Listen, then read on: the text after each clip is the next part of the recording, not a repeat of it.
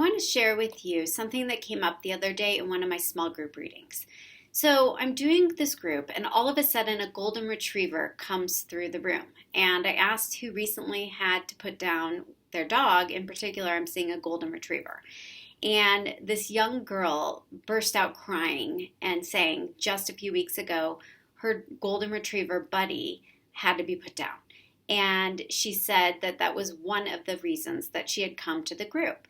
Well, Buddy, turns out, was one of her kindred spirits. It was almost like her guardian angel that incarnated for a short period of time into this animal body to be close to her, to comfort her and protect her and guide her in this world for a short period of time. And then when its job was complete, it returned back to the non-physical.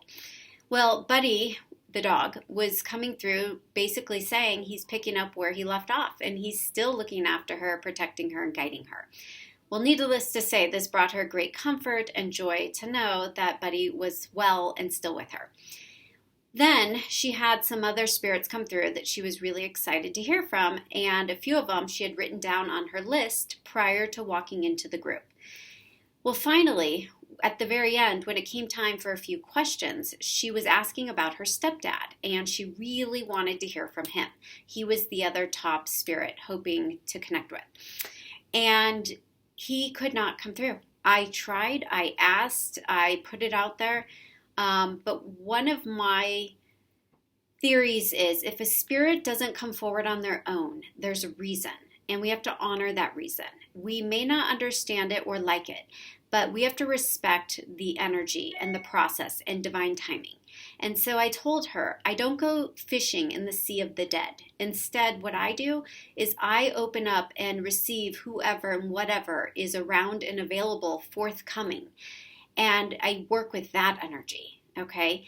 So that's my process. And after a few attempts of calling on Buddy, her guide, and her other angels to ask if we could get the stepdad in, and recognizing nothing was coming forward, I told her that this wasn't the right time or place, that they were saying that he was in heaven, happily resting and healing, but he was off in the higher heavens, restoring his energy.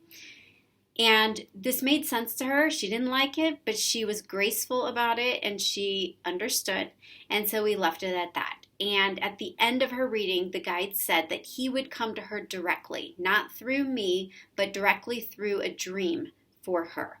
And so I left her with that to empower her and remind her that you don't need anyone outside of yourself to make that connection to your loved ones in spirit.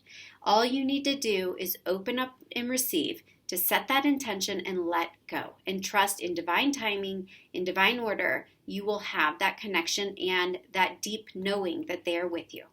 So I hope that helps those of you who maybe have experienced a similar frustration and not being able to hear from a certain loved one, but don't take that as a negative. See it as, again, everything has its time and place, and in the right timing, you will absolutely find that connection. As always, I am wishing you brightest blessings and all love.